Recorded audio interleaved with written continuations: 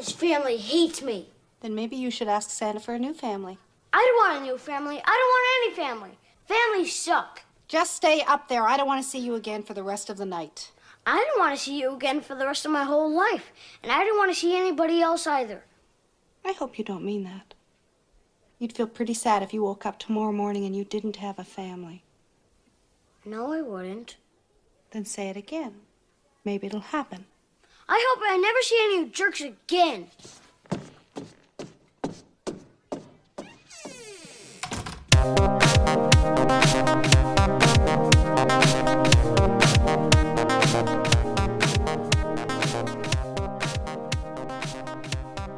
Have you ever in your life said anything like that to your mom?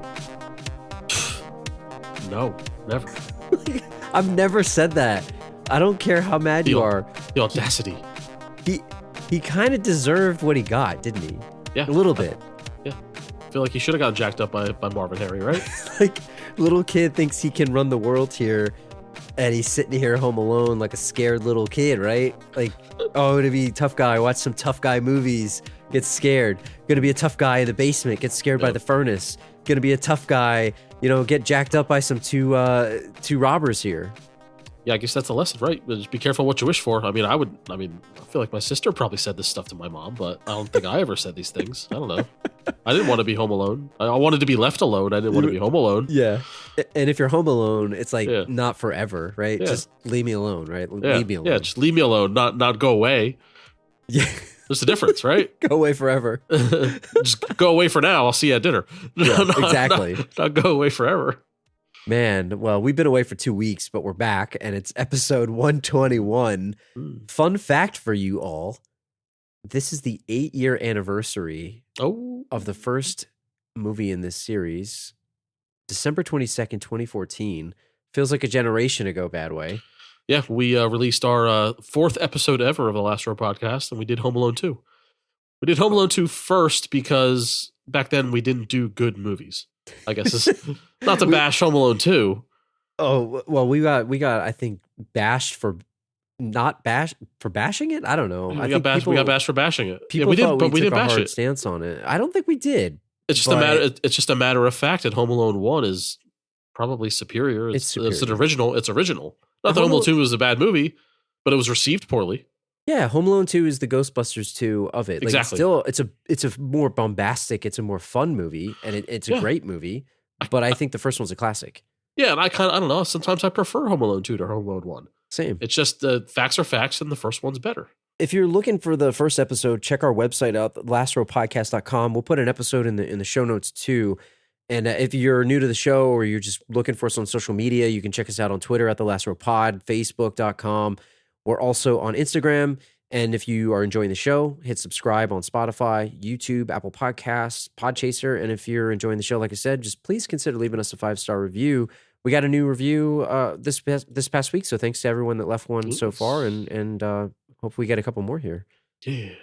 They say you can't vote twice. Don't vote twice. It's illegal. You should vote twice for our podcast. Leave multiple reviews of the 5-star variety. Home Alone, November 16th, 1990. Drew, did you see this movie in the theater? Do you remember? I remember seeing this on video, I believe. I don't think I saw this in the theater. Yeah, this is a total rental. I remember the night I watched this movie. It was a double feature, I believe. It was this, and it was, I believe, Robin Hood Men in Tights. We watched it. We watched it back to back. Great movie. We should do that one at some point. That's a good movie. I remember the night. It was pizza, and it was this movie, and it was Men in Tights. With a runtime of 1 hour and 43 minutes. Just right. And it's about right. Get to the traps a little earlier, I think, maybe. Shave 10 minutes out of it. It's fine. Comedy, family, Christmas movie directed by Christopher Columbus, who sailed the ocean blue. Do you think he in particular goes by Chris because he doesn't want to be tied up with Christopher? Yeah. Yeah, he doesn't want to be like, oh, you like the guy? Like, yeah, who wants that? Who's that guy? Yeah, nobody wants that. Didn't he do another? You always ask me about the director. We've done Christopher Columbus movies. I think we did. Well, we obviously did Home Alone 2, but didn't we do other movies of his too? Well, I don't think so. I mean, he did Mrs. Doubtfire, which we didn't do. Oh man, He Add it to did. the list, man. He did a couple Harry Potters, I think. He did Rent. I mean, I'm just talking strictly director. Yeah, as a director, right? Yeah, no. So his directing, filmography is not super high. It's kind of more of he's big on the productions. Man, dude, Adventures in Babysitting and Bicentennial Man. Bicentennial Man is a secret tearjerker. Let me tell you about that. Yeah, you shed a tear on that one. Speaking of tearjerkers, I'm going to jump right to this because we're going to be all over the place in this episode. Here we are. I've seen this movie, I don't know, 50 times? Who knows? Who the hell knows anymore, right? In the 30 years this movie's been out, 32 years. At the church scene where he's talking to the old man, and the old man's talking about being estranged from his son just because he won't pick up the phone, right? I started to get a little emotional. Gotcha. Yeah, I don't know if you felt that way, but I did. But I've seen this movie so many times, especially as an adult.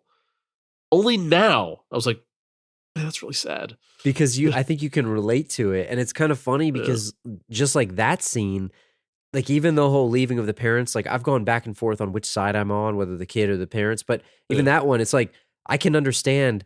What did he say? What did he say to his son that he hurt his feelings? What was the fight about?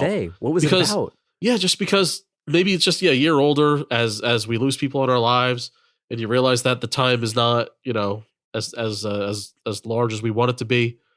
That it's like real. It's such a real, and people do that. They just like cut themselves off from each other just for silly arguments that happens, and you just have a decade-long grudge just because neither side wants to say I'm sorry.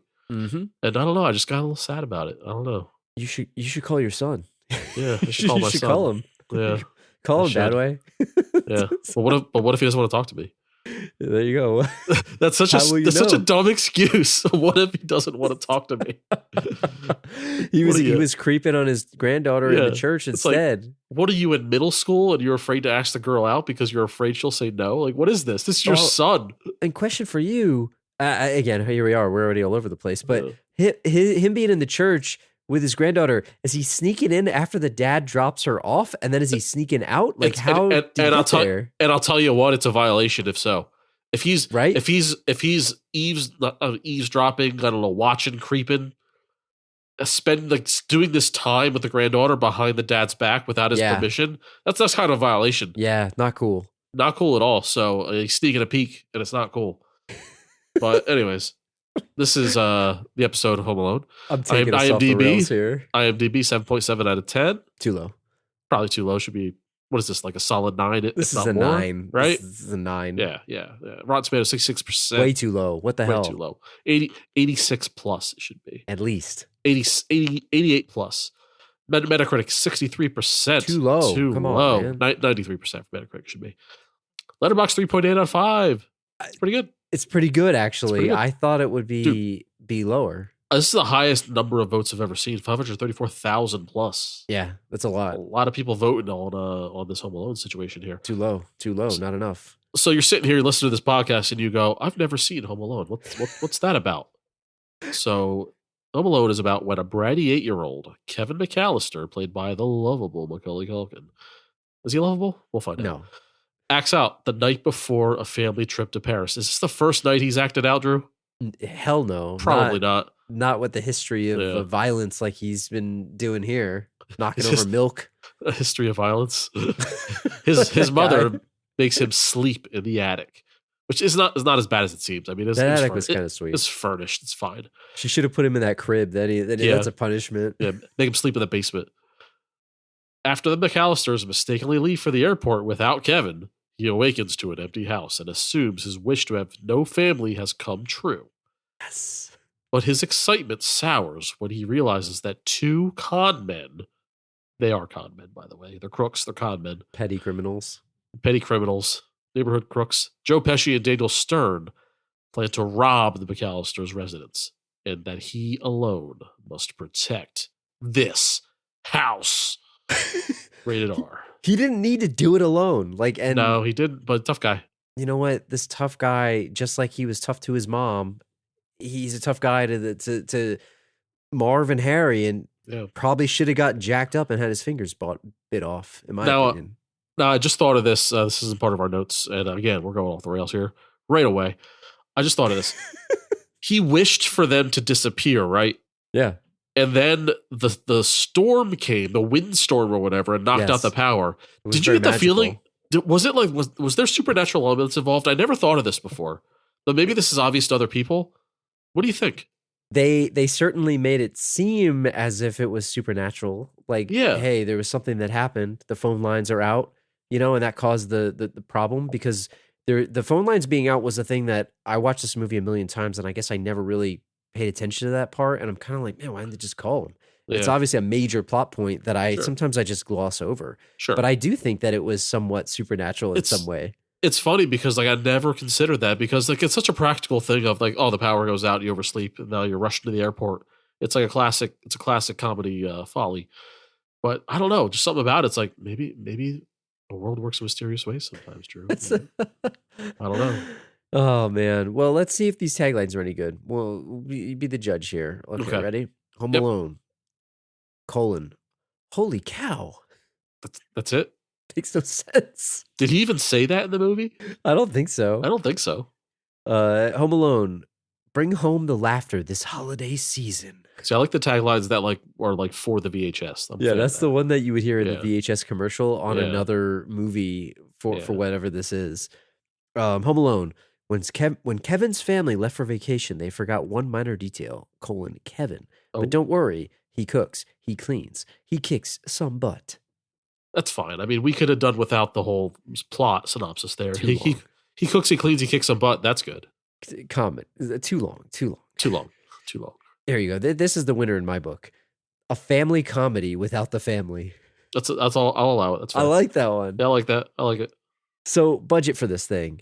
It was kind of a little bit of a surprise hit here, Badway. Sure. $18 million budget, $476.6 million estimated cumulative worldwide gross. Wow. That's a lot of money, man. It's a lot for the 90s or like 1990 or whatever this was, 1991. This came out of nowhere, too. I remember talking to a friend here, and they were saying that I believe Siskel and Ebert, it was Ken, one of our friends, Ken, I'm pretty sure he said that 2 thumbs down. And they came out and said, this movie sucks, don't watch it. And then they kind of went back on their own and basically said, oh, I don't know. They did. I think they owned it. But who the F are they? I guess that's why it has a 66 on a Rotten Tomatoes, right? Maybe Siskel and Ebert weigh a lot there. But it did really well critically because with the awards. I'm not even going to go through them, but there's a ton of awards. John Williams did the score for this thing. It's got all kinds of awards. I think even was a Kids' Choice Award in 1991, Best Film. It didn't even have anybody it was up against, but it's not even worth going through the awards. There's just too many, and obviously this is an award-winning movie because it's a really good movie. Sure, of course. But you mentioned this thing, and I think maybe we can start by saying, let's talk about maybe the phases of this thing and talk about how it went down. So there's obviously this part, you heard him talking about he hates his family and all this other stuff. Before he's home alone, there's a lot of stuff that leads to him being left behind. But I think we need to talk about Kevin McCallister himself. What do you think of him? Is he actually a jerk? And does he deserve the way that his family is treating him? Yeah, right. Kind of does. Like, aside from like everyone, it's not just Kevin. I feel like his whole family sucks, right? Yeah, they're all annoying. All of them. Yeah, and he's especially like rotten, and maybe that's from he's the youngest one, and he's growing up in the house of like rottenness. So the youngest one tends to be the most awful because that's where he learned everything from, right? And he wants the attention too. Yeah. I think you're right. I think he learned these bad behaviors from his 4 siblings. So he has 2 brothers and 2 sisters. He's the youngest. I think he's 8 years old. They said he is. He's got, 4, I believe, cousins that are also in the house here with them, and they're all hanging out. His uncle sucks. We talked about Uncle Frank at length. We'll talk about him in a second.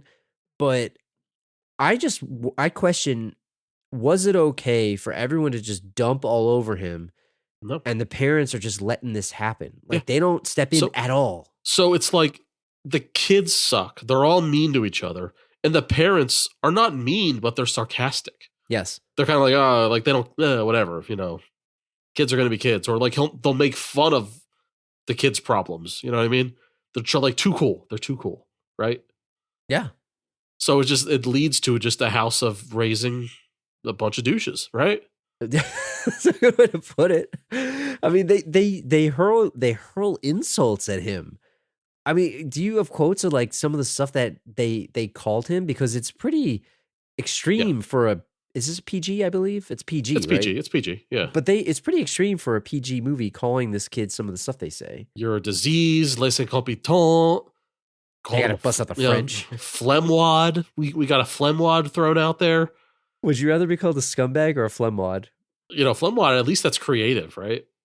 I'd be a little bit better with flemwad, but. And then Uncle Frank, after the spill of the century, Drew, the spill of the century. Look what you did, you little jerk. What would you do if your brother started calling your kid a little jerk? Dude, so I take issue with what Frank does here. And I would never say that to someone else's kid in my family. Look, you can think someone's a little jerk, and unless they're filming you in the shower like they did in number 2, maybe that warrants a look what you did, you little jerk, or get the hell out of here, you creep. Yeah. He spilled milk. That's all he did.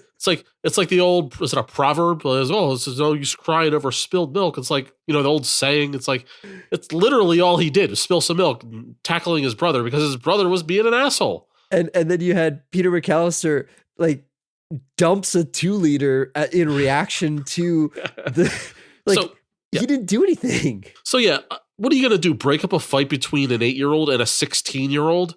Like, you would have pretty much trust that the 16-year-old is not gonna demolish his little brother. Like, he'll just push him off him, right? You don't have to go. You don't have to go break that up. Yo, if Buzz was your brother, you'd be doing that too. Like, Buzz is. We'll talk about him in a second, but man, he's the worst. Like, it's not like Buzz is gonna punch Kevin in the face, though, right? He's twice his age and 3 times his size. They asked for it when they had 100 people in his house eating pizza night before they're going to France. This place was chaos, and it's not Kevin's fault. I'm gonna take his side in this one. He spilled some milk. Yeah. The incident wasn't his fault necessarily. Wasn't his fault. Even though he did start it, but it's like he was antagonized. But the fact that he, from the jump, called his mom a dummy. Okay, that's messed up. Told his mom to make him get out of the room. It's like, this is everyday Kevin McCallister here, right? He was asking for attention, though, and you could tell because she was on the phone, completely ignoring him. And I felt like he was trying to get a rise out of her. Like, let me see if I can get her attention by saying progressively worse stuff. Okay, now, if you watch this through kid eyes, that might have some logic and reason to it. Yeah. But as I've grown older, you start to realize that your parents are real people, just like you're a real person to your 6-year-old daughter at this time, if you're listening in 2022. So, as a kid, it's like, the person on the other end of that phone is of no consequence, right? Your mom having that conversation is of zero consequence because what you're going to have to ask your parent right then and there is the most important thing. But meanwhile, she might be having a very important call, or maybe she's catching up with a friend that she hasn't heard from in years. She's allowed to have a life. She's allowed. Not to him. Not to him. Not to an 8-year-old. Mom, Uncle Frank won't let me watch this movie. Oh, okay. There's probably good reason. There's probably murdering in it and filthy angels and wings and stuff. I don't know. We need to talk about Uncle Frank here for a second because you mentioned earlier, he said, look what you did, you little jerk. So he clearly feels comfortable enough with Peter McCallister to discipline his nephew in that moment. And I'm saying that was uncalled for. I don't care how mad you are. Unless he's annoyed with Peter because he's like, look, this kid is a little jerk. Peter, you're not doing anything with this guy. You're letting him do whatever. You're letting him spill milk everywhere, and now we're going to ruin the trip. Yeah. But I also feel like Frank is insufferable himself. And I want to ask you, if you listened to our show before and you've listened to episode 4 when we did Home Alone 2, we were pretty sympathetic towards Frank. He was getting Talk Boy, taped in the shower. He was getting antagonized. He was like getting sex crimed pretty much. It's like the reverse sex crimed. And, he was kind of a cheapskate, Uncle Frank. We took him to task for that. We did. And we exposed him a little bit there. Mm-hmm. But he's a jerk in this, dude, isn't he? He's a little meaner than this one, I feel. Yeah. Less deserving. Kevin's less deserving of the wrath of Frank. That's for sure. But I don't know. I go back to, your brother's a very sweet man, right? If you're listening right now, he's buttering you up. And you're a very sweet man. Would you rather, say like there's chaos, going on between, the cousins, right? In your house, right? Say it's Christmas Day. There's chaos. There's fights going on, right? And your brother disciplined your daughter right in front of you and in front of her. Would you, the whole family. And the whole family. Would you rather him shout it out then and there? Or would you rather, like, a couple hours later, have him pull you aside and say, listen, your daughter's a little wild. You got to rein it in a little bit. What are you doing as a parent? Like, what's worse? What's worse right now, Derek? They're both bad, but what's worse? I would much rather have pull me aside. Yeah. And not to mention, it's in my damn house. Yeah, but the pull aside thing means like he's been stewing on it. He's like, but she's a little wild there. You got to rein it in. I would have it be more like little Johnny here. But what would you rather have? I would rather have the pull aside. But the thing is, if it was in his house, okay, you know what? Look what you did, you little jerk. Look what you did. I don't know. I don't think that's fair though. My house, my discipline, because does that give you the right to discipline his kids in your house? It's about embarrassing you in front of your family in your own house. That's what it's about. It's not about the discipline itself. It's about the embarrassment of, but you know what? Maybe Peter McCallister deserved it because it's one of those things of like, Uncle Frank's shit doesn't stink. No, his shit stinks too because he's a scumbag himself. He is a cheapskate and a scumbag. And also, I get the feeling that he is. I get the feeling that this is not our first go around between Kevin ruining things and stuff. So it's like it's the same thing about number 2, where it's like you're a little more sympathetic to Uncle Frank in the second one because it's the whole shower business.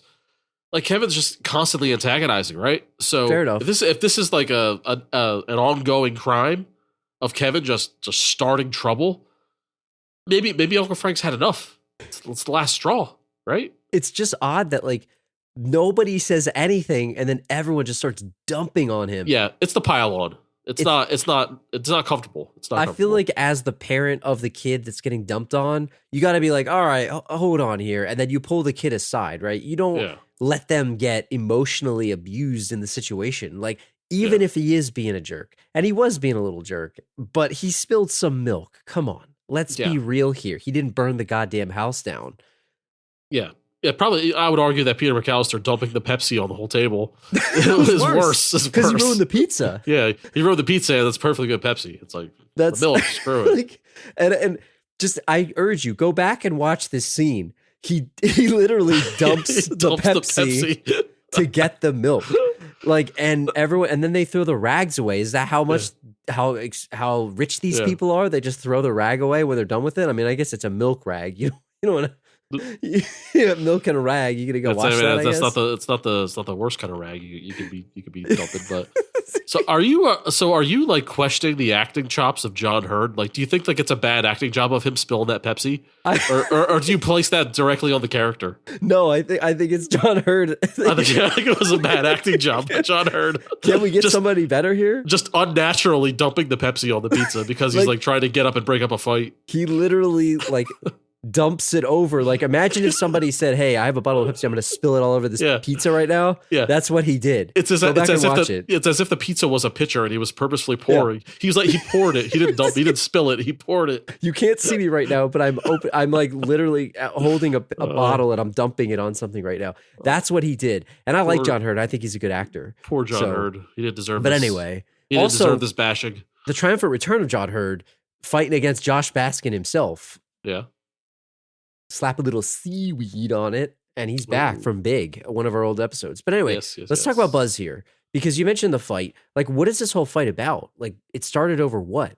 It's a very kid argument. So Kevin only likes cheese pizza, and Buzz ate it all, and was antagonizing him about it, right? So, is that a justifiable fight in the eyes of an 8-year-old? In the eyes of an 8-year-old. Yes, because to him, the real question is, okay, so they got what, 10 pizzas, I think? There was like 10 a stack. 10 pizzas, yeah. If they ran out of cheese pizza, how many weird toppings did they get on this crap? I'm gonna tell you right now. I guarantee you that Uncle Frank ordered that pizza.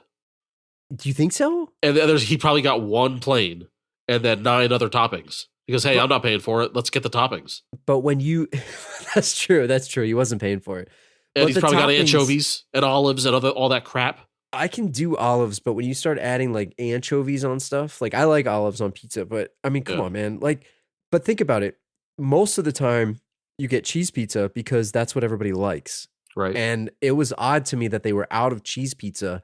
I saw one that looked like a Supreme when they showed that. Maybe there was a little sausage on there, maybe some peppers, maybe some onions. Yeah. So, I mean, but that's Uncle Frank. He's going to get exotic stuff because he's not thinking of for the kids. There's 11 kids in the house. That's true. He's out there getting exotic flavors and probably one cheese pizza. You're right. He did not pay. So he didn't pay and he didn't think because he's a think for yourself. He's a very selfish person. He really was. In the eyes of an 8-year-old, it really was justified because pizza's awesome, right? Everybody loves pizza. I don't know many people that don't like pizza. And if you have 8-10 pies here, everyone's eating pizza, and you basically can't have any. Yeah, that sucks. Yeah, and you can't. You can pick off like pepperoni, but you can't pick off like peppers and onions and salsa, all that shit. It gets baked into it, right? And I'm going to defend Kevin here. Is like I probably ate cheese pizza until I was 27 years old. Let's be honest. Like I didn't start eating toppings on my pizza until I was in my 20s. I always wanted the cheese. F the pepperoni. I didn't like pepperoni. I still kind of don't like pepperoni. What is pepperoni? It's shitty meat. It's processed meat. It's shitty meat. If we're going to get meat on a pizza, you get sausage. Maybe that's a hot take. No, but pepperoni ain't that hot. Pepperoni's not that great. Oh, but man. Who made that the topping of choice? Hot take of the century. Oh. I know. And I know I'm in the minority. I'm not trying to like convince people that pepperoni sucks, but I just want to know like who started it. Is it just because it's like so good? Is it just because it's round and flat and it looks good on a pizza? It's because it I'm gonna pull a Sandy Lyle here, and you get extra grease on the pizza, and you got to dump the grease on, and the more grease and the more fat, the better the pizza tastes. Like, yeah, it's fine, and I'll tell you this. Now, this may, a window into my mind. If I have a slice of pepperoni pizza, what I'll do is I'll pull the pepperoni off and eat it. I do the same. Separately. I do the same. I'd rather eat it that way than to eat the slice with the pepperoni on the slice. I do both. I might take one or two off just to eat it, but then I also will eat the pizza. And I love pepperoni pizza, but it is a grease factory, is what it is. It totally is. I think it like violates the integrity of the cheese. I feel like it makes it soggier, like to a detriment. Like there's a certain amount of grease where there's too much grease, and that depends on the pizza parlor. What did you think about the pizza quality here?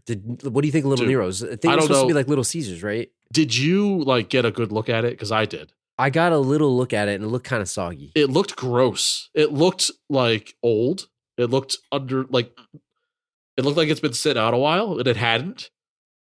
And I'm just gonna go by realism here and assume that it was fresh, right? It looked shitty. It looked very under quality. Isn't this supposed to be Chicago? Like, where's Lou Malnati's at? Aren't they supposed to be getting deep dish? Like, this was where's that deep dish at? This was the fake like New York style. It looked like somewhere where you get the freezer pizza. Like DiGiorno looked better than that. Yeah, it looked like standard New York pizza, but it looked like crappy. It didn't look good at all. I was it supposed to be like Little Caesars? Because Little Caesars is like the McDonald's of pizza, basally. Yeah, I didn't know if this was a fast food type pizza or if this was a like Italian restaurant type pizza. But at $122.50 for 10 pizzas so with toppings on, we got it roughly $12 per pie. In 1990, I don't know. That's relatively high for a chain. True. But cheap for toppings though, right? True. $12 pie with toppings is kind of cheap. And you're right. I think Uncle Frank probably did pay or did not pay for this, but he definitely didn't pay, but he ordered. But we're talking way too much about pizza here. Let's move on. So long story short, part to the plot, this fight inadvertently spills milk on the plane tickets, or one, right? I guess Kevin's. Can't right? replace those. Yeah, but why are the tickets just spread out all loosey goosey on the counter like that, right? Because these people are idiots. Like, what's going on? You're going to Paris in less than 12 hours. Have the tickets by the door or in the purse. Get organized, people, right? Did they all need to be in this house at the same time? I feel like they unnecessarily met up in a chaotic environment when it was probably better to say, hey, I'll meet you at the airport tomorrow morning. See you tomorrow. Like, did they all need to be there? It didn't even seem like they had places to sleep. And for what? So they could take the air bus? All right, so this is what's going down with the chaos in this house. I mean, they're planning this trip to France. You're right. There's too many people in this place, and like the number one thing that you're worried about on a trip is the tickets, right? Yeah, you Where better. are the tickets? Who has the tickets? Do we leave without the tickets? I hope we didn't forget the tickets. That's more important than the people. Yeah, they're just. It looks like junk mail, Drew. It looks like junk mail on the counter, and in the chaos of cleaning the milk, which didn't have to be cleaned up in 0.4 seconds flat. It's fine. You can just take your time and clean it. Let it spill. Kevin's ticket, what would eventually be Kevin's ticket, gets thrown in the trash, which is the plot to make the plot make sense that the mom handed the tickets out to everyone. Only there's 10 and not 11. She didn't count because they were in a rush. So, yeah, I mean, if I were an 8-year-old and I already have 4 siblings. It's a madhouse in that house to begin with. Let alone we're gonna have 6 cousins come stay with us? Yeah. And your least favorite uncle and aunt? Too high. Too many. Too high. Too high McCallisters. Too high. Too many McCallisters. I agree. And I want to hit one last thing that you said there before we talk about the trip. Least favorite uncle. Like, if my uncle's calling me a little jerk, like, sorry, I'm not going to like this dude. Like, he puts up with them. And I don't want to go back on Frank. We talked about him enough, but I just have to say that for the record. Like, I would hate my uncle if he treated me that way. You know what? I guess it's a rivalry. They're going to give and take. So whether it's like you take Kevin's side or you take Uncle Frank's side, really they're just giving it to each other, I guess, throughout the years. I agree. Yeah. So it's funny. You mentioned the thing about the ticket, and every time I watch this movie, and I've seen this movie probably 50 times, just like you have, I pick up on new things and I forget other things and I pick up new things. Like, I know the movie like the back of my hand, and I kind of forgot about the ticket thing again, even though it's a major plot point. Like, I watch this every single year and I sometimes forget about it because it's like, oh, it's more about the traps and it's more about this. And it's like, how could they forget them? Dude, and you keep questioning it, you know? Side thing, the traps are like 20 minutes of the whole movie. Yeah. It seems like a big part of the movie. It's only 20 minutes. I don't know do you know how long they're in 2? It's a lot longer, I think. It's longer because it's a more drawn out thing. It's multiple settings. It is. Yeah, but go on. The thing about the trip to France, and we're going to talk about this for a second. So there's a lot of people that always talk about, oh, Peter McCallister, what does he do? I mean, we talked about it ourselves. Like, what is he doing here?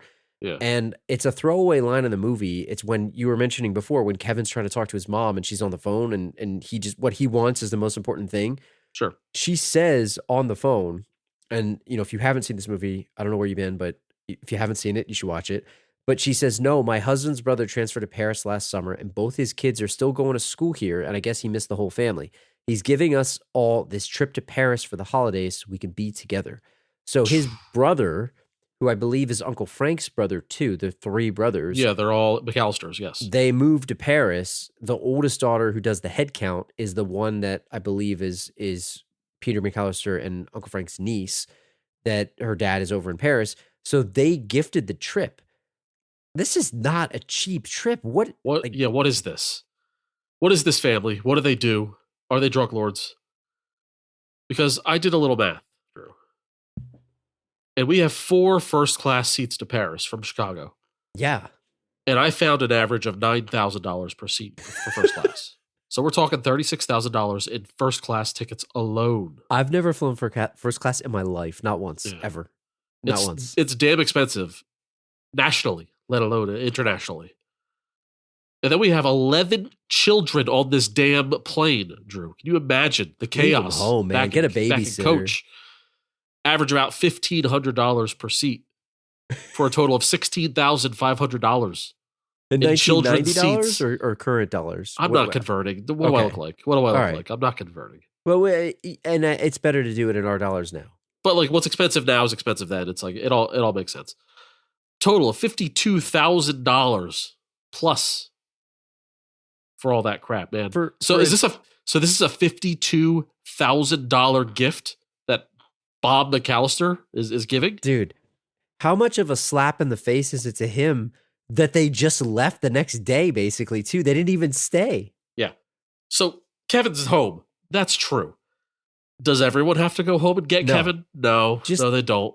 You know what? They didn't even need to go home at all. Just let him be. I'm sorry. He's fine. He's fine. He'll be fine. But I mean, listen about this.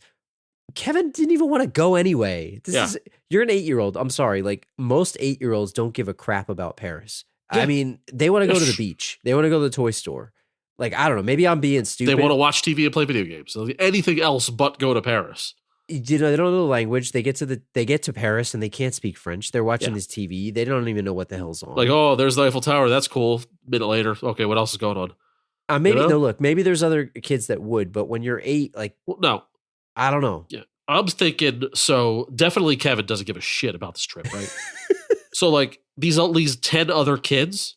I think if you're like under 12, you don't care, and that's the majority of them. The majority of them do not like. What are we doing here? We're spending all this money. The girls seemed into it. Well, because she's freaking 17 years old. Buzz wanted the babes. Buzz wanted to find the nude beach. He's wildly misinformed until he sees the old man with the drooping dong. Yeah, he's gonna get a dong fest when he shows up to the nude beach. So it's like this is not a children's trip. You're right. So like we're wasting money here, aren't we? Dude, $50,000, and the $50K evaporates because they say, "Oops, we forgot our kid. We all have to go back home now." Yeah. They all did not need to go home. I'm sorry. They should have just let the mom go home. I guarantee you, off screen, one of the deleted scenes is Rob trying to talk everyone into, guys, stay. Let's stay. Come on, he's Kevin. He's fine. He's fine. Now, listen, if you're Uncle Badway, you pay for your brothers and their entire family to come. Aren't you going to be asking for some of that money back? That's a tricky subject there, Drew. I mean, he knows your brothers, and he knows Frank. I mean, he's grown up with Frank. You're not seeing that money. That's A number one. But I mean, you spend $50,000 and they leave the next day because they forgot their kid. Yeah, and he's a little jerk anyway. He's the jerkiest of all of them. He is. So he's a little jerk anyway. I don't know, man. It's a touchy subject, and like, who cares? Like, who cares? Like, obviously the mom and dad care, right? Maybe the one of the sister cares. The other 9 kids don't give a shit about Kevin. No, Buzz didn't care at all. Yeah. Neither did the cousins. Frank didn't care. Frank, dude, I think Frank was like hoping that he'd have maybe got caught in a burglary and maybe got his fingers bit off and stuff, hanging on a door. Right, but long story short, even if Kevin was there and like this trip went off without a hitch, most boring trip ever for a kid, and all they're going to do is complain the whole time. I believe. I would. Yeah, Kevin, this is like a dream come true. It's like, you like as a kid, like you really don't want to go anywhere, but you have no choice. You got to go. I totally agree. To like automatically say, oh, by the way, we don't have to go do that thing you didn't want to do. Like that's the dream right there. That's the dream. I don't know why. Like if they said maybe go to California, and I'm not dumping on Paris here. Like as an adult, that's a great trip. No, yes, right. But as a kid that's 8, like you really don't know much about anything. Look, maybe I'm in the minority on this, but no, if you I can't was appreciate. 8, you're not old enough to appreciate because you barely even know outside of your street, right? Yeah, at that age, you don't know anything about anywhere. So, he's got to do something he doesn't want to do. You're right. Yeah. What about the parents here? So I know we talked a lot about them not defending him at dinner. We talked about a lot about them maybe letting him coast, but then also maybe enabling his behavior and all this stuff. Like the fact that they forgot their kid. And look, this has been debated for 32 years here. So we're not going to be breaking new ground here, but we do need to talk about it. We'll keep it short. Like, is it okay on any level that they forgot? Now, things happen, but what is your take on this? So they were in a rush. Okay, I'm going to do this as like pragmatically as possible. So they were in a rush. The ticket got cleaned away because of the milk, which it's reckless for the tickets to be out, like I said, right? Yep, their fault. Their fault. They look like junk mail. Sure, it got thrown away, right? They left the count up to, like, I don't know, what, a 16, 17-year-old girl who she seems, responsible, relatively. How could she account for the neighbor kid who's a weirdo, like, hanging out there? So maybe Kevin's size, back turned. Who knows? I don't know. Like, I'm having a hard time justifying the airport situation, though. It's like that's the one. When you get to the terminal and the tickets have to be handed in. Yes. And you're running through the airport. At what point do you not like do another count, a kid count? Because Kevin could have been like lagging behind the airport. And like he could have been lost there. like he was in 2. Right?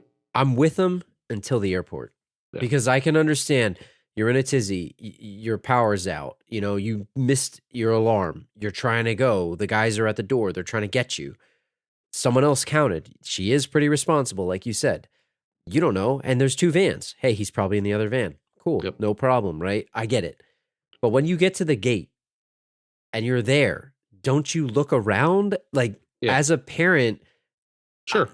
you just kind of know. It just goes to show you, I guess it kind of shapes Kevin's personality to where it's like, once again, like Always forgotten. They didn't see him all morning. Yep. And no one noticed. Yep. Like he's invisible. He's a disease. He's a disease. He's a disease. Let me ask you this. They get to the airport and they realize he's not there, right? If they realize he's not there. How many of them, if any of them, get on that flight? Does it change the trip? I think that maybe the mom or someone stays back. Frank's definitely going. He's not staying. Frank and his kids are going. They're going.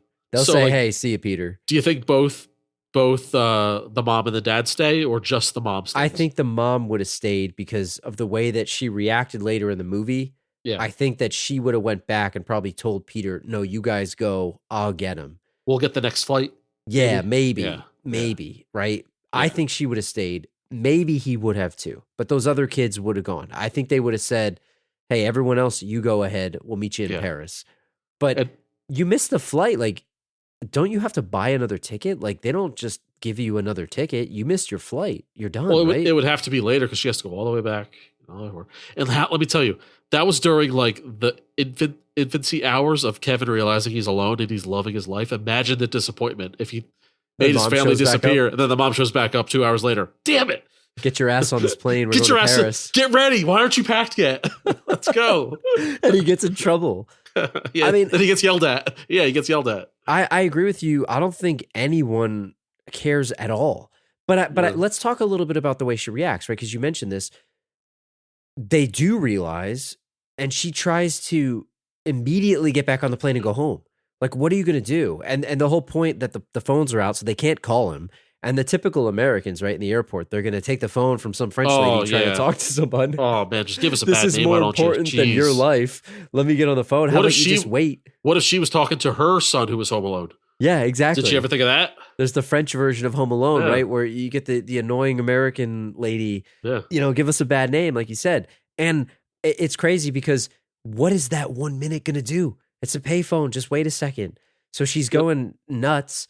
And then she tries to get back on the next flight. And then they're pissed at the people at the airport. It's Christmas, dude. You can just get on a flight. But hey, maybe they got a private plane. Well, we don't do that here. We don't do that here. They spare no expense. What kind of money do they have? We're suggesting private planes. I mean, that's what I mean. And is Uncle Rob paying for that, or is she paying for that?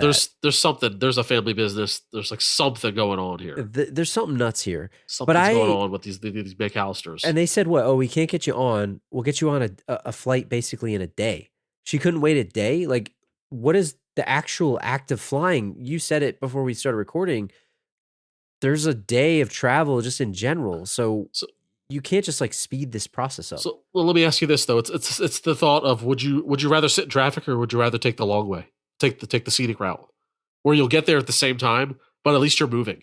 Like I guess mentally, it's like, that. You're moving. So it's like, oh, I'll take the car versus wait for the flight. I guess you wait, but she had to wait in the airport regardless, right? Like, she could have gone to the apartment. What if they delay the flight? It's like, but you could get in the car, and what if you get in a car accident, or what if there's weather? I thought Peter had the right idea because Peter said, he's like, why don't we just go back to the apartment, and then we can use the phone there, and we can try to figure it out, like instead of sitting in the airport where it's just complete chaos. But she winds up having to bribe some old lady who, this poor lady is trying to get earrings, $500, her first class flight. She winds up taking another flight a couple days later, trying to give her watch. The husband was not having this at all until he kind of felt bad. And then she winds up ultimately getting home at the exact same time as Peter McCallister and them anyway. So you're right. Maybe she didn't sit in traffic, but if you're not really sitting in traffic, if you're at some swanky apartment in Paris, at least get some dinner and get some food and then be able to think through. Yeah, but that would also entitle guilt. True. Like, you don't want to act like you're not doing something because if you're driving, you're doing something even though you're going very slow. So does this absolve her of the mistake? Do you think? Absolve's a funny word because no, I don't think it's abracadabra. But I mean, there are questions that need to be asked. There's crimes and there's consequences, Drew. Fair enough. So, here at Lasso Law, we specialize in figuring out what's legal, what's not, as far as what these characters do. And I found that the age at the age of a child being left home alone in the state of Illinois is no younger than 14 years old, And which he's is 8. which is the oldest age of the 50 states. All right. Some states are 13, some are 12, some are 11, some are 10. Illinois is 14 now, probably because Illinois is like the murder capital of the United States. Chicago. I'm not trying to bash them. That's like the truth. Like the numbers say, for whatever reason. So yeah, this is a crime, and what the consequences are stated as for unlawfully leaving a child alone. Each state follows the same specific punishments for these parents, but they also may alter some to satisfy the state rules. If it is suspected that a child is unlawfully left alone in the home, Child Protective Services will begin an investigation to determine the child's safety in the household. If the investigation shows that the child was in danger while alone, they will be taken into custody. Man. A parent will also have the potential to be charged with child endangerment or child abandonment, especially if the child is harmed while home alone. What a twist to that movie. Hey, I wish my family would disappear. CPS shows up and takes him away. Like, now, imagine that. Now, question is, was he in danger? Yes. Well, I mean, yes, there was literal robbers in his house. But was he actually harmed? Not really, no. He was in danger of being harmed, but he wasn't actually harmed. That's true. Very close. And good thing he hid the fact that he had any run-in with the Wet Bandits, because maybe this would have gone into effect. He hid the whole thing. No one ever knew. Yeah. So I think had he not hid the fact that he kind of like pawned it off on the Murphys' home, right? Right. Might have saved his family from having some legal trouble here. And, that's true. Kevin being taken in pretty much foster home. And if we're being realistic, it's not like he would have been going away forever. It would have at the most caused an investigation to where I'm pretty sure they have a good enough lawyer. Look at them. Well, look at yeah, the house. Look at the vacation. It's fine, but if we look into the future, when they go plan the trip to New York, or they plan a trip to Florida, and Kevin ends up going to New York, I feel like it's 2 strikes and you're out this time, right? Oh, absolutely. Yeah. I mean, look, and Uncle Frank's gonna pull some strings behind the scenes, make sure this kid gets locked away for a while here because he don't want him around. I want to ask you one other question before we move to him actually being home alone. Could you ride in a box van for 11 hours and 700 miles from Scranton, Pennsylvania to Chicago, listening to polka the entire time? Now, if it's John Candy, maybe, but could you do that? I could listen to John Candy tell stories for 7 hours or whatever. But playing 10 hours the whole time. It's 10 hours or whatever. That music, it's oof. And you can't tell him to shut up because you're the one getting the favor being done, right? She seemed to like it. She seemed to enjoy it, I guess. But 11 hours is a long time. But take away the company, right? Imagine just riding in the back of a moving van for 10 hours. Like, you'd be sick, I feel. It kind of seemed cozy, but the most unrealistic thing about that was there was a window in the van, and they don't have that. You're in the back, you're in pitch black. Like they don't have that. And the heat doesn't reach back there. It's freezing cold back there, man. It's freezing cold back there. It's a hell ride. She should have stayed in the apartment, gotten the lobster, gotten the shrimp. Take the flight on Friday. And then taking the first class trip home. Yeah. Really. Imagine the guilt of riding home to get your Home Alone son and you're in first class sipping champagne on your way back. Why didn't she punch Peter when he showed up at the same exact moment that she did for being home? And he just throws it in her face. Well, we just took the flight. You should have just waited. But you're right. I guess she felt like she had to do something. She had to do something. Yeah. And it's like a form of self-punishment. Like, I punished me for the crimes because I left him alone. I deserve to ride the back of this crappy van for 10 hours. You know what? I can't argue that. Yeah. So let's talk about how he did Home Alone. I think we talked about this. How long were they actually gone? What was it, like 3 days? Probably 3 days max. Right? It's not that long, right? 3 days, 3 nights. He could survive. Yeah. He could survive. No problem. Like, really. It's like, he got eggs, milk, eggs, and fabric softener. You don't even need that. You don't need the milk and eggs. Why did he do laundry? Yeah, I don't know why I had to do laundry. Like, you could, sure, there's cans of beans he could have eaten at home, cookies and ice cream. They got that place stocked, man. Yeah, Come he on. could have survived on cookies and ice cream. It's fine. Yeah, to make the Velveeta cheese dinner. Yeah. So, but at what point would you stop having fun? So he goes into this, and this is the greatest day of his life. His family's gone. He's, like you said, eating pizza or eating ice cream. No more cheese pizza. Yeah. He's hanging out. He's having a great time. He's watching a movie. At what point does it stop being fun? When do you get scared? Or bored? Yeah. I think scared comes before bored, and bored might come with maybe running out of money, I guess. If you need to buy things, like if you wanted to buy a pizza, if you wanted to buy a cheeseburger or something, like if the stuff at the house to eat wasn't good, you don't know how to make dinner, you know how to use the microwave really, and that's it. So that might come into a thing where it's like you're just tired of eating, like if there's SpaghettiOs or something, it's like, you don't want to eat SpaghettiOs 3 nights in a row. Say Buzz didn't have his life savings in his room, he would have had nothing to work with. How much money did he even have in there? It looked like $20. It was like maybe $20. It was like pretty bad. It was probably like $20, $30. He spent $20 at the grocery store. I remember it was like 19 something, and then he bought a pizza for $12. That's really it. So Yeah. roughly $30, 30 to $40. So yeah, I'd get scared probably before I got bored though. Like the second where I heard a noise or thought someone might be breaking in, and then someone actually was trying to break in, I'd be under the bed if I was his age for sure. What about when a burglar starts peeking in your window? Yeah, that's it. Yeah, that's totally like I would be terrified. I was not a tough kid. No, not really. I would be able to defend my house. And he wasn't really ready either until he like psyched himself up. He went and he used this time to like explore the house, do a whole bunch of stuff. Like you said, he was hanging out in the basement. He was getting scared of the furnace and that whole thing. And maybe the supernatural furnace is the supernatural taking the phone lines out and all that stuff with the wind. But he also hung out in Buzz's room, which is he's not allowed in there. Yeah. What do you think of this guy's room? Dude, I had to take inventory of what was in his room because typical like teenager cool room that I like is not. I don't think it's super realistic. Like, did your room look like this? Like, there's a lot of Not things in this really. room. My room didn't really look like this. Maybe I'm in the minority. I don't know.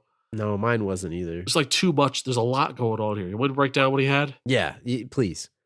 So this is rapid fire. He had a Spider-Man tank. The violation of the century here. It's 1990, Drew, right? He has a Michael Jordan poster and an Isaiah Thomas poster. So in 1990, those were the Bulls and the Pistons were mortal enemies. Yeah, it's like having an Eagles and a Cowboys, like Dak Prescott and Jalen Hurts. Yeah. It's like having Larry Bird and Magic Johnson. It's like, yeah, just name your thing. Like if I had a Randall Cunningham poster and an Emmitt Smith poster in my room at the same time, you're not allowed. Can't have it. So He's a fan of the sport. That's on the set designer right there. So he had lots of Babes posters. So you gotta have Babes. He has Babes. Baseball and hockey equipment. He had a BB gun, an Ice-T poster, the rapper, not the drink. I like that. Yeah. Various trophies. He had an old school typewriter. He's not using that. Yep. He had the classic Bulls trash can. Do you ever have one of those trash cans? I have an Eagles one in this room right now. Nice. Where it's like circular, cylindrical, and it's the metal. aluminum, right? Yeah. And the basketball ones came with like the little hoop that you could throw paper balls into. I didn't have the basketball one. I have a Yep. new Eagles one, but I have that here. I had an Orlando Magic one growing up. He had Playboys in there in his trunk. He had firecrackers. He had my favorite. There was a poster that had a Ferrari, a surfboard, a mug of beer, and a babe on the beach, like all stacked on top of one another, like in the same poster. Like, where do you get that? Like, here's all this dude stuff all in one poster. Spencer's Gifts, I guess, at the mall. Like, where do you buy that? It's like, I just want this fast car, a beer, surfboard, and a babe on the beach. That's what we're talking about with this room. Very cool room with the shelving set up very nicely. And I'll just take away the spider and we're good. I don't need the spider. Who needs the spider? Spider saved Kevin's life. Yeah. So I see that the room is cool, right, Drew? Let me ask you this. Cool. Is Buzz himself cool, or is he just cool in the eyes of Kevin because he's like half his age? I think that Buzz is the kind of guy that is like the loser of the sports team that wears the Letterman jacket and thinks he's awesome. He's third string. He's third string. He thinks he's cool. but he's actually a loser. And I don't Yes. think that he's actually cool at all. And I think he beats up on his younger brother because he gets beat up by other people. That was my question. Was he Yes. is he a school bully, or is he kind of like low on the food chain of the football team or something? He's a bully, but I also feel like he probably is just like Yeah. the guy that says the Okay. stuff and is like like hanging out with the Yeah. other guys.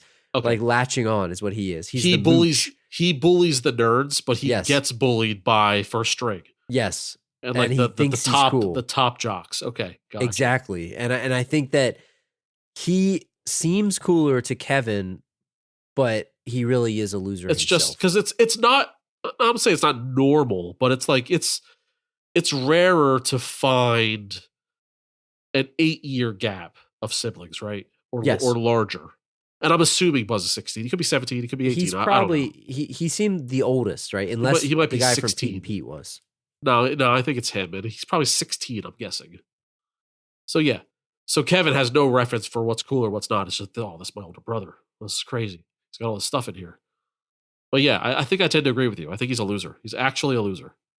It's hard, right? We're pretty far in. We haven't even talked about the Wet Bandits yet, but there's just so much to talk about here. And Stars of the there's- show. There's a couple odds and ends here that we just have to talk about, and I want to at least touch on Angels with. Is it called Angels with Filthy Wings? That's what it's called, right? Yeah, because the second one was Angels with Filthy Wings. Yes. Yeah, Angels with Filthy Wings. Whose movie was this? And is this the movie that they were alluding to in the beginning that Kevin wasn't allowed to watch, and that's why he wanted to watch it? Because he had no idea what he was getting himself into with this thing. Yeah, I'm assuming this is the movie that he was like longing to watch. But man, what an acting job by Johnny. Best actor of the movie.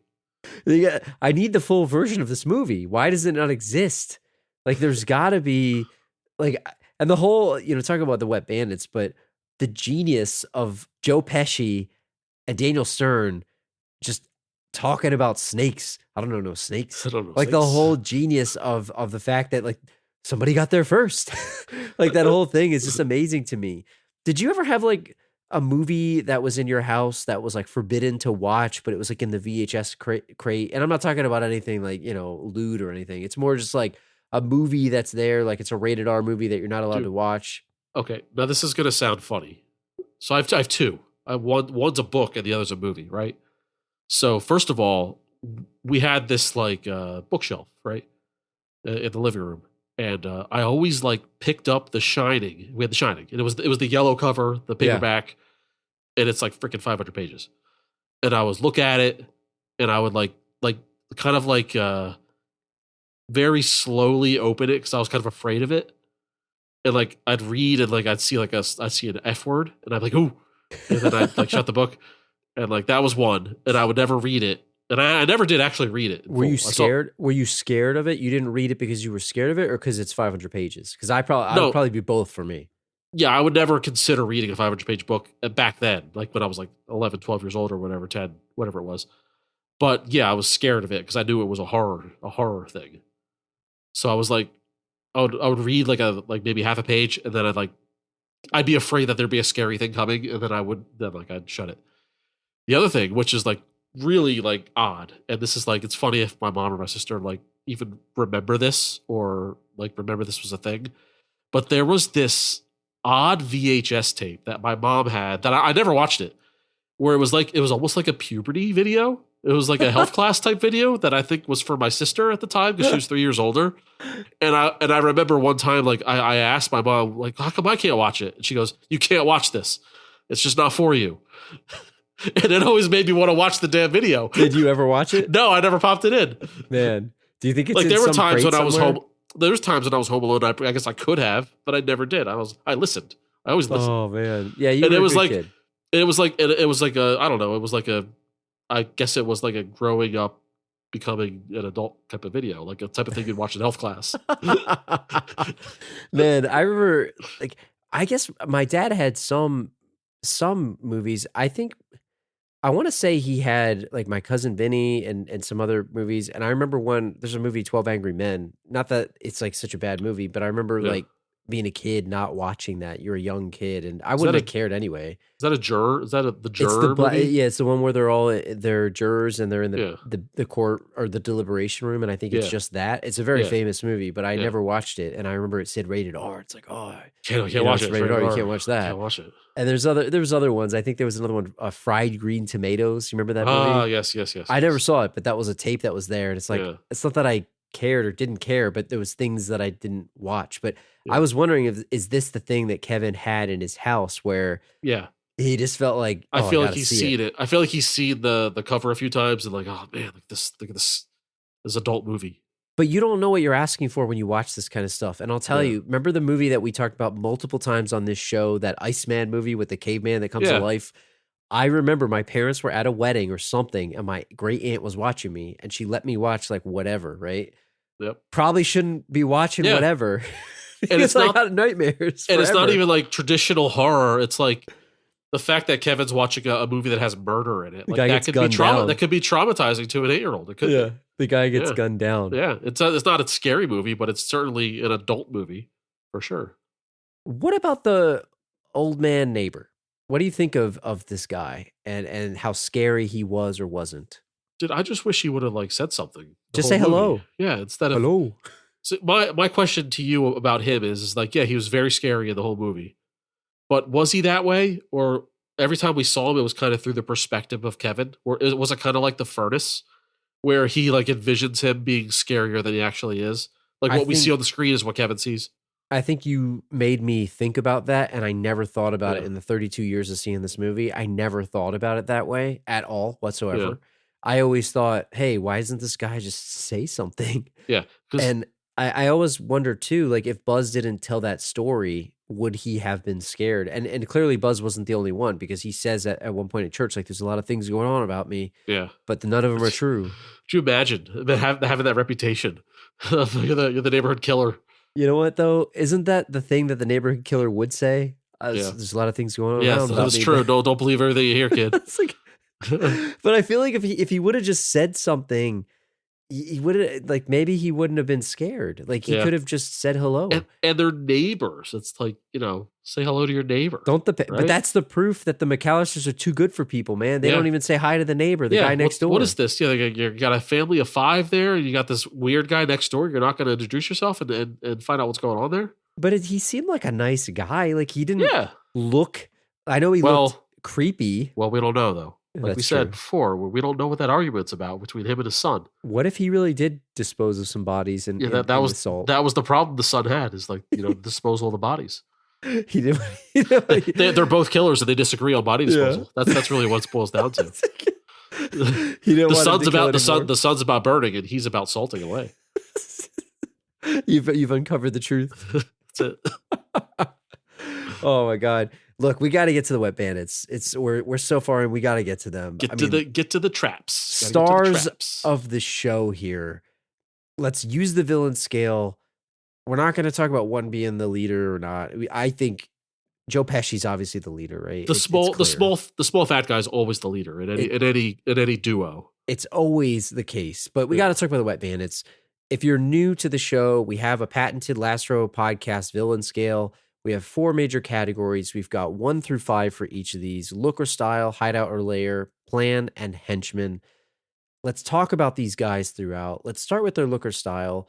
No ponytails, but there's some good accessories and good fashion here. What do you think?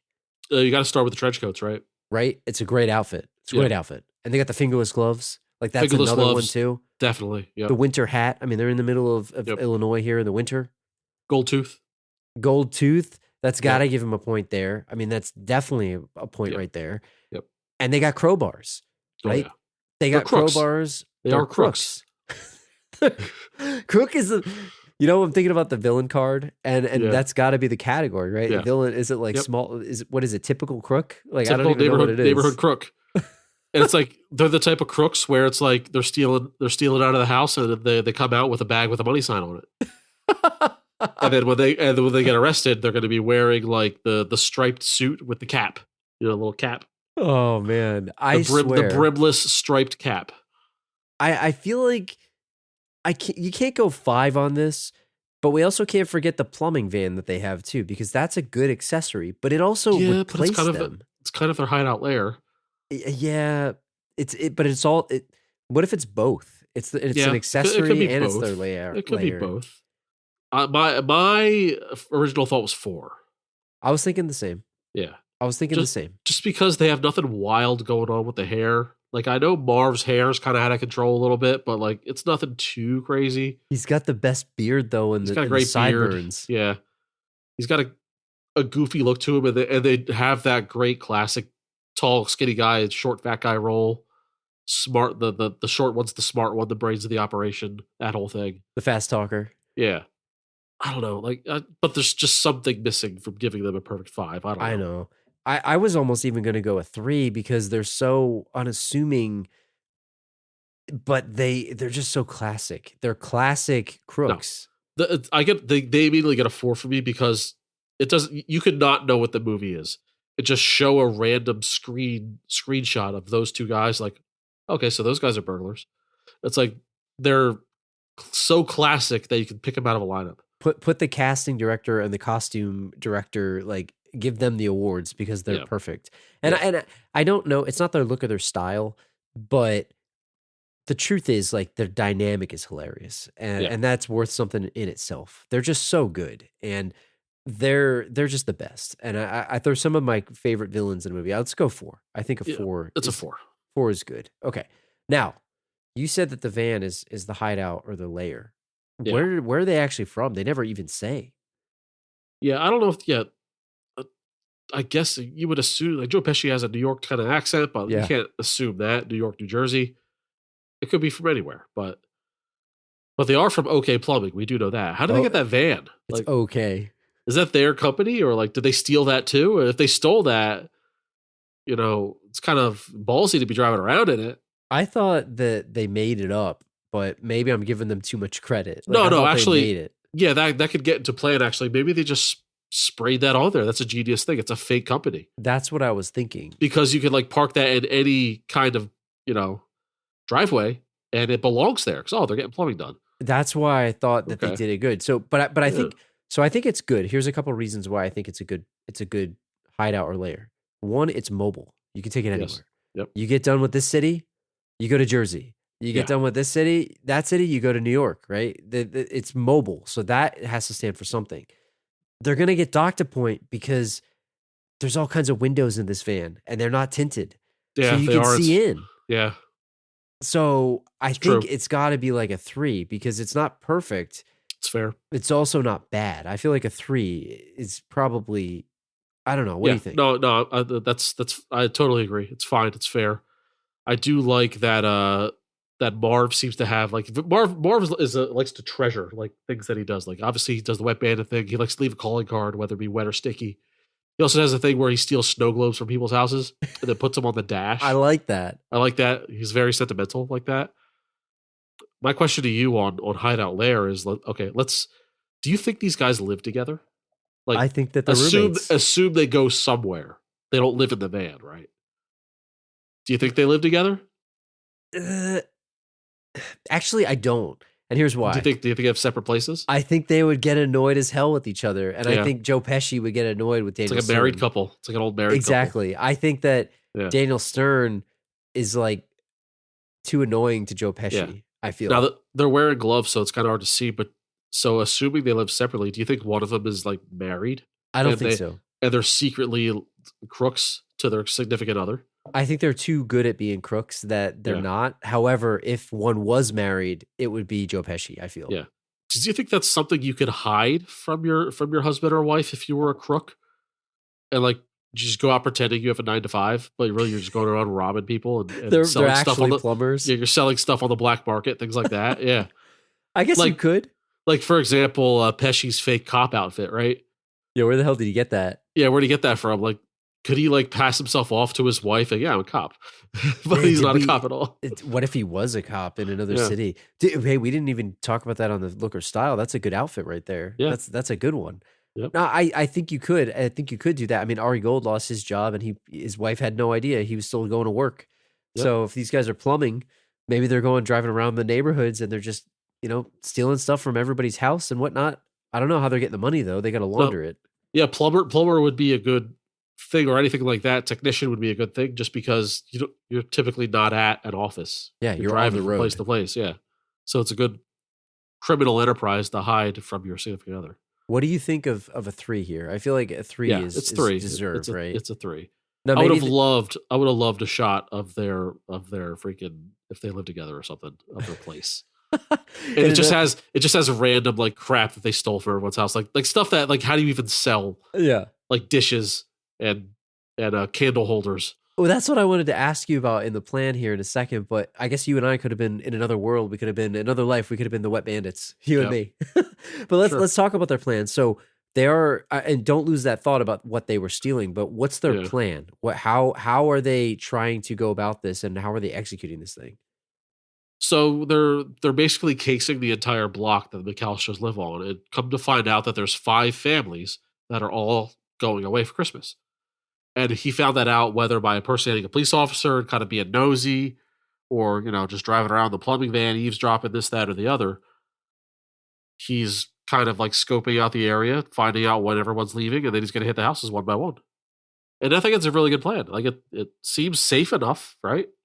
If nobody's home, it is. And I'm surprised these people don't have like security systems and whatnot, but I guess the phone lines are down, so it doesn't really matter. Phone lines are down, so there you go. So that's another one, a good. Most of these movies don't give themselves the excuses and write in the plot points that actually there's plot holes, but this is actually pretty smart.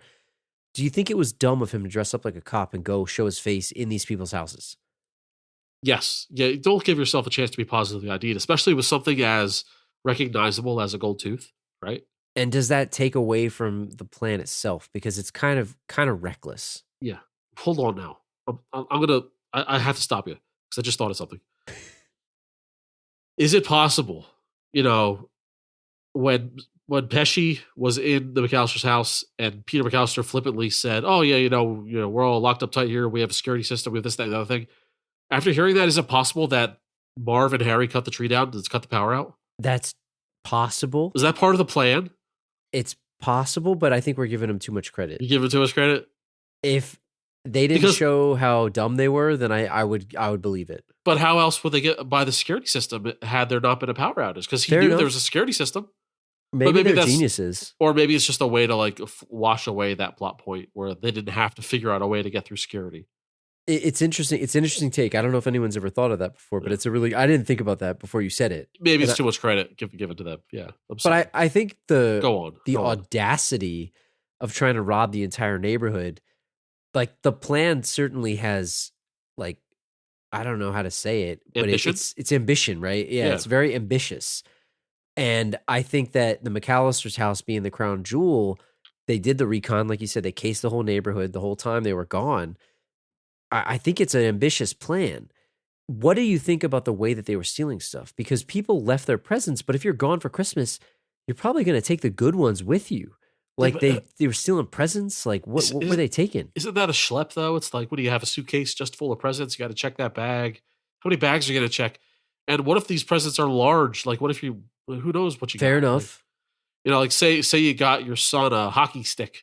You're going to schlep a hockey stick to France and then schlep it back?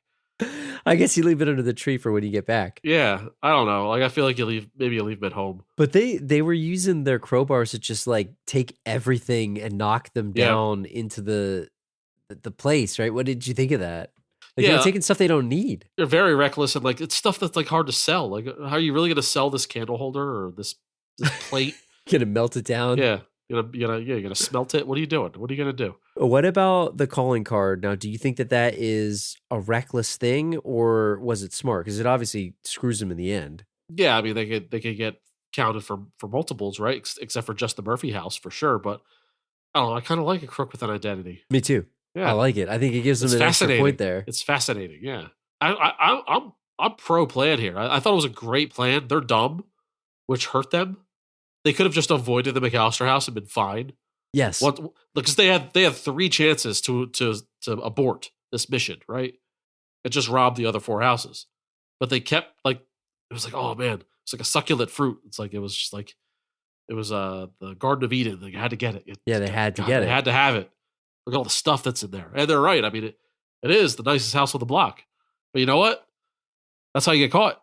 You know? That's how you get caught. Just one more. Just one more job, right? Just one more job. Yeah. What about their propensity for murder? Do you think they could have and would have and planned to actually kill Kevin? This is one I struggle with. I don't know. Because in the second one, we know they've been through it. They've been to jail. They've busted out of jail. Kevin's done them dirty. He's done them physical harm. He's done them emotional harm. I could see them killing Kevin, right? But in the first one, we don't know if they've been through any kind of hardship, right? So are they that type to step over that line? Not only kill a man, but kill a kid. I think Joe Pesci's character would, but I don't think Daniel Stern has it in him to do it. I don't think he did. Are we sure that Daniel Stern's character isn't crazier than Joe Pesci's character? Joe Pesci's tougher. Yeah, sure. I mean, fair enough. But like, Stern's the one that wants them to be the Wet Bandits, right? That's the most malicious thing they do. Not only do they rob houses, but they ruin houses with water damage. But is child murder on the same level as like water damage? But like Pesci calls him sick for doing it. So it's like, it's not in Pesci's brain to like mess these houses up, right? So Stern kind of has the screw loose where he might not have any like conscience to like, he could be a psychopath for all we know. But I feel like on the other hand, and I would use what you said, Joe Pesci, I feel like could see no harm in killing a child, but he would also feel like it's inconceivable that you would water damage this house. Like that's how his screws are loose. It doesn't like there's no ends to the beans or whatever. There's no reason to flood the house, but there's a reason to kill the kid because he could positively ID us. Yeah, we got to kill this kid here because he's going to ID us. We have to kill this kid, but we don't have to flood this house. Yeah. Exactly. That's what it is. Yeah. That's what it is. Yeah, because what if day one they broke into McCallister's house without the traps and they caught Kevin watching TV? What do they do with him? Kevin see their faces. Yeah. Do they kill him then and there? Or do they rob the house and take the chances that an 8-year-old can't ID them? Or they just drive away? They go to California after that. I think maybe they just drive away because no one's IDing them. And when they're in California, like Kevin McCallister is not going to ID them, even if he didn't kill him. There's no way. They got away with it. I think it's a genius plan, in my opinion. Maybe it's just because it's PG, but they don't seem like murderers, I guess. I agree with you. I don't think they would do it, but he busts a gun out too, but that's because of what they've been through already. Hey, he needed that gun after the jail. He knew what he was up against after he saw this kid, and rightfully so. They got electrocuted and all other kind of crap that we'll talk about in a second. Yeah. But they needed that gun. Kevin tried to kill them in 2. Self-defense. Yeah, Kevin tried to stop them in 1. He tried to kill them in 2. That's the truth. Yeah, he's the murderer, in my opinion. All right, these guys are innocent. What's the score here? I think 4. It's got to be a 4 because they weren't successful. Like if they were smart enough to leave. I don't think success has to do with 1 through 5. Like, because none of these plans are successful. Well, for villains. True. They always Every lose. villain loses. But I forget the ones we give 5s to. I guess if the plan is so good. Here, if you want to know, Catherine Trammell has a 5. Okay, and she got away with it. She got away with it. Yeah, she did. She succeeded. Yeah. Terry Silver had a 5. Well, because it worked. Yeah. Terry Silver's plan worked. It worked. It did work. Yeah. And he just went above and beyond it. He went too far. And then the superstorm, it destroyed the planet. You can't. The storm worked, and everyone moved to Mexico because it changed the polar axis. And then I think we gave Dusty Dinkelman a 5 because it worked for years. So, and then Bennett, we also gave a 5 in Commando. All right, fair enough. Let's go 4. 4 is good. 4. Yeah, 4 is good. And the next one, we don't even have to debate it. They literally have no henchmen. It's got to be a 1, unless it's snakes. It's snakes, right? I don't know snakes. I don't know snakes. Someone got here first. And they were smart enough though. Like we'd say they're dumb, but they were smart enough to say, "Hey, if Snakes is in there, we better stay here so we can ID him, right? We gotta help the police. What if they come around asking for somebody to help?" That's smart. So let's recap it for people. For Look and a Style, they got a 4. For Hideout in a Lair, they got a 3. For A Plan, they got a 4. And for Henchmen, they got a 1. They got a total of 12 out of 20, which is not too bad. Hey, that's great for not murdering anybody in a movie. Yeah, there's no murder, no death. murder, no physical harm, and that's 12. That's pretty good. Let's see here. So they're up here. They're right in the range of Hugo Snyder from Three Ninjas, Bennett from Commando, Killian from Running Man, Jack Riley from Mighty Ducks.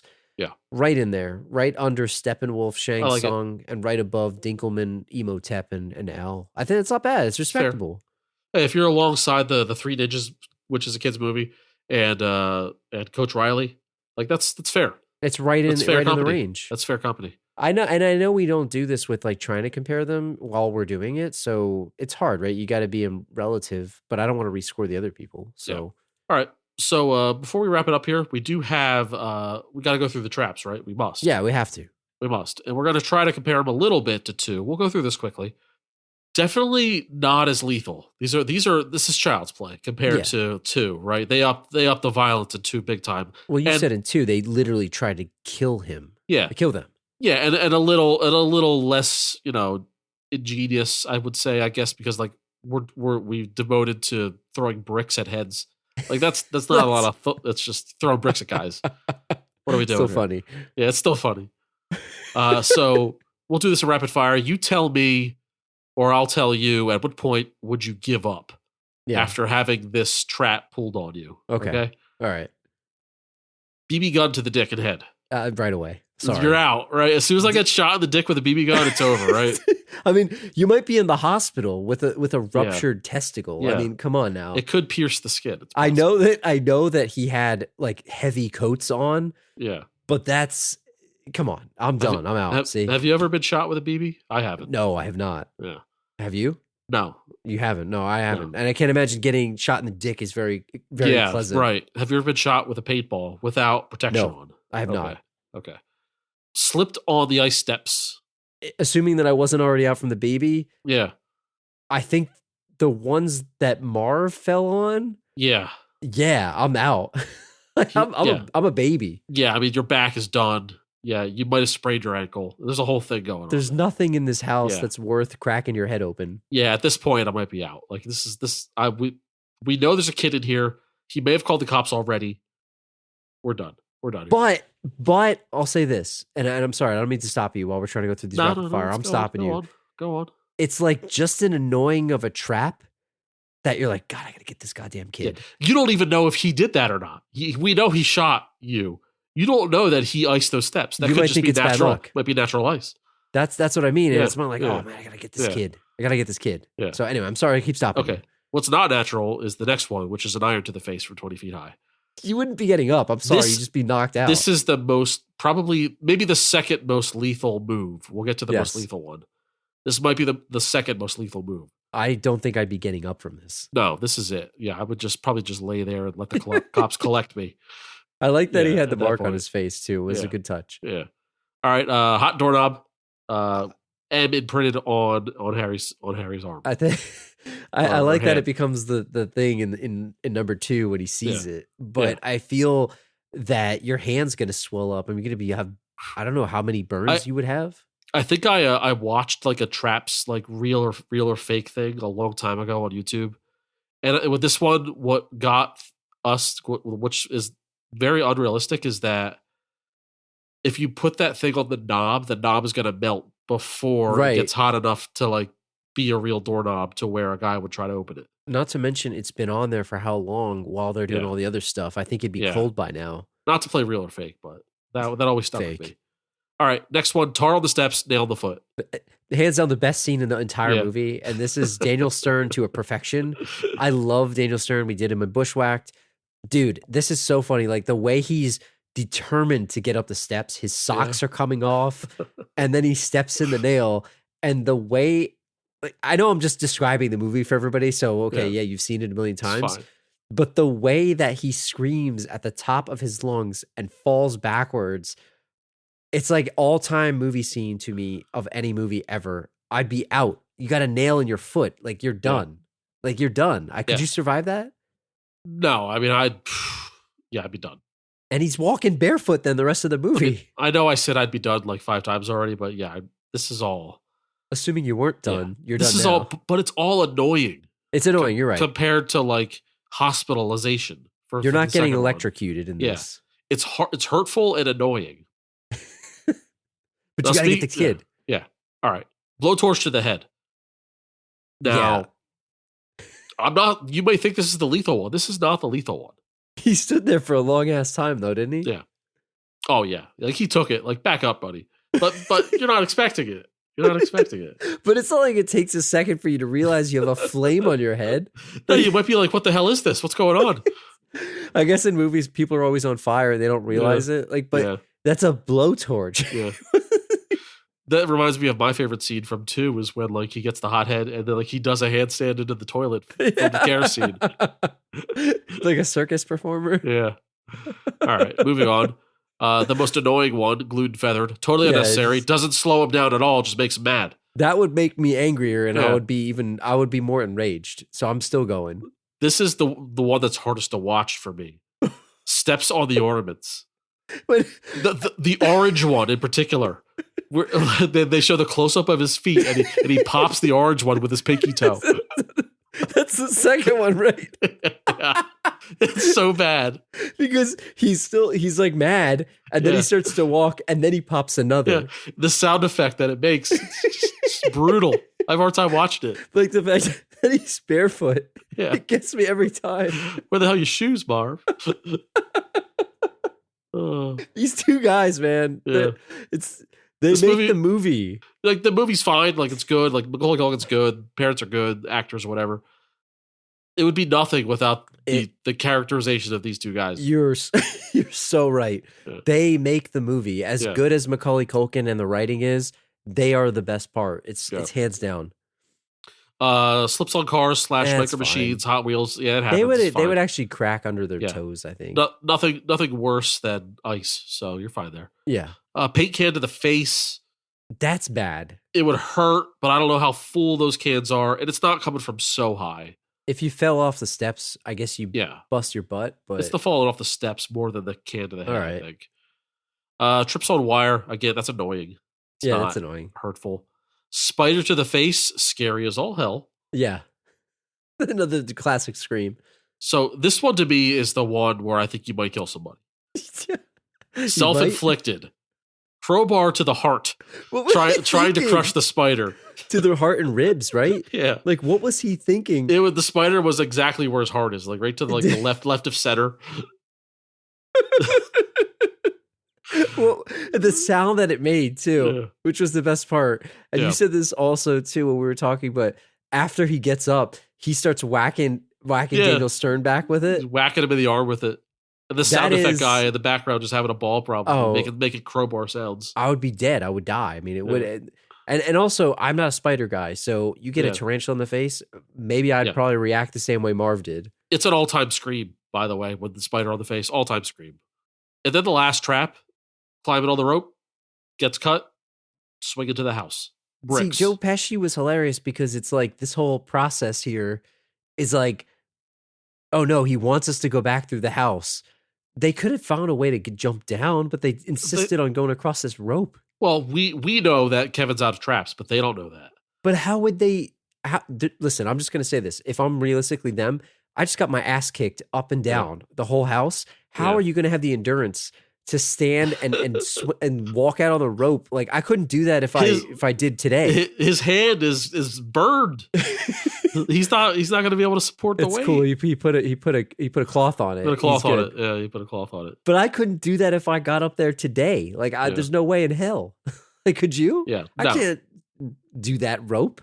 No, but these traps here compared to the electrocutions and the bricks to the face and the kerosene toilet to the iron bar to both faces on the steps. Stepping it up from the paint cans. Yeah, this is just we joked in the other episode. It's like a freaking episode of Saw, right? It's like freaking Jigsaw over here with these traps. My Death favorite. traps. If you want to know my favorite picture of all of our pictures of every, so if you guys know our show, right? We try to pick the picture for the episode art to be the most ridiculous shot in the movie or something ridiculous. The fact that it flashes to Daniel Stern's skeleton with the hair, that's like hands down my all-time favorite picture that we've ever had on the show. Like hands down. It's not even close. And again, like shout out to Daniel Stern, like all-time scream. Yeah. between the spider scream, the nail scream, and him screaming when he's electrocuted in 2. Like this guy. Like, come on. Let's give this guy an award. Daniel Stern is so underrated. I loved him in Bushwhacked. Guy is underappreciated in Hollywood. I mean, come on. He's so good. So I think he's awesome. And like you said, I think a good way to wrap up these two is the fact that they just make this movie. Yeah. And I feel like they make the whole damn thing. And they're just hands down the best part of this. So we know what happens at the end, obviously, 33 years later. But what I want to ask you very quickly is, what should Kevin have done to get actually out of this situation? He had multiple opportunities to not have to fight 2 burglars in his house. Yeah. Like, it was very simple, right? He could have done a bunch of different things. But what do you think? What would you have done if you were him? Like, what could you have done? Yeah, well, I guess I wouldn't have told anybody initially when I woke up alone, right? Like, that's like the honeymoon period of, all right, I get to like do whatever, watch the movies and eat ice cream for dinner, things like that, right? But once the sense of danger comes in, right? The first day he hid under the bed, right? All you have to do is get out there and go tell somebody in public.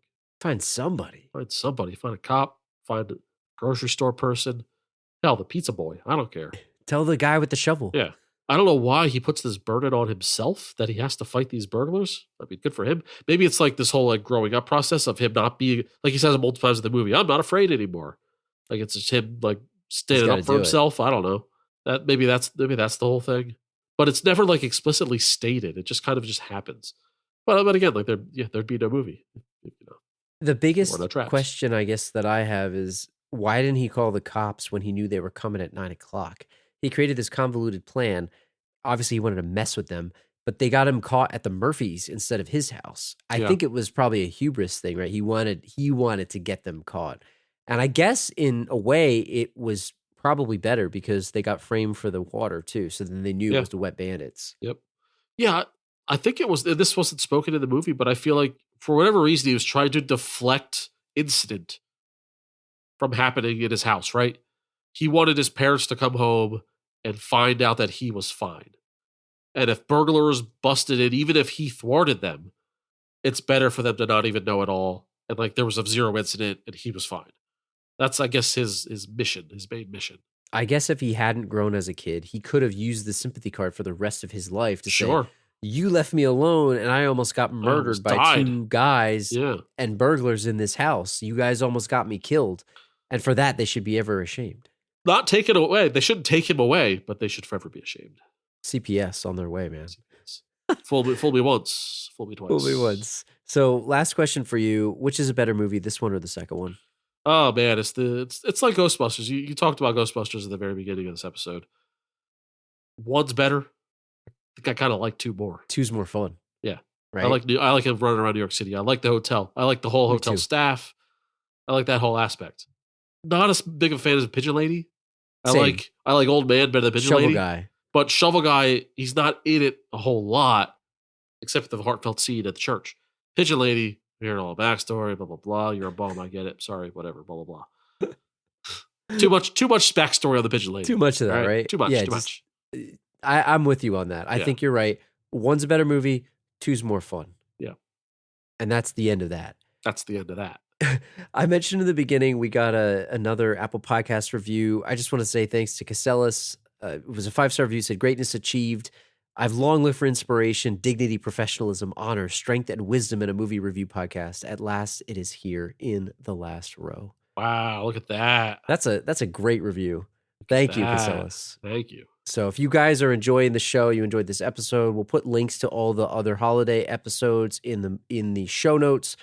Please head out to Spotify, Apple Podcasts. Consider leaving us a 5-star review, just like some of the other folks that took the time to do so. Thanks to everybody that did. This is the second part of our holiday episode, so we're wrapping up the Christmas/holiday season, but we're actually going to be off. We're taking a well-deserved break. We've done, 2 years in a row now of consistent every 2-week release, but we're only going to take 1 week off. So instead of coming back in 2 weeks, we'll be back in 3 weeks, so our schedule will be a little changed up, but we're going to be back on Thursday, January 12th. And do you want to unveil the movie, Badway? Do you want to do the honors? Yeah, we already picked the movie. It's going to be Edward Scissorhands, in keeping with kind of a winter motif.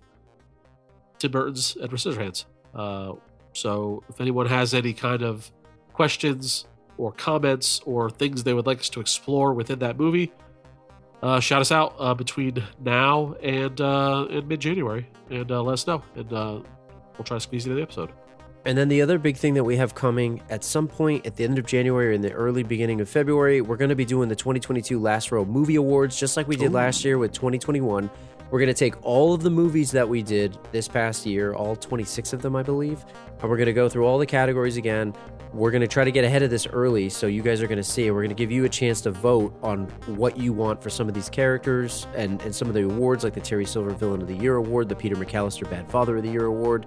We're going to have all the same awards that we had last year, maybe a few more, but we'll send that out early, and we'll give you guys a chance to vote in a Google Doc. I definitely want to know what you guys think on some of those, and then we'll unveil the winners in our episode coming up, like I said, at the end of January or in the early February. And we'll see you guys in 3 weeks on January 12th. Peace. Peace. Happy holidays. Happy New Year.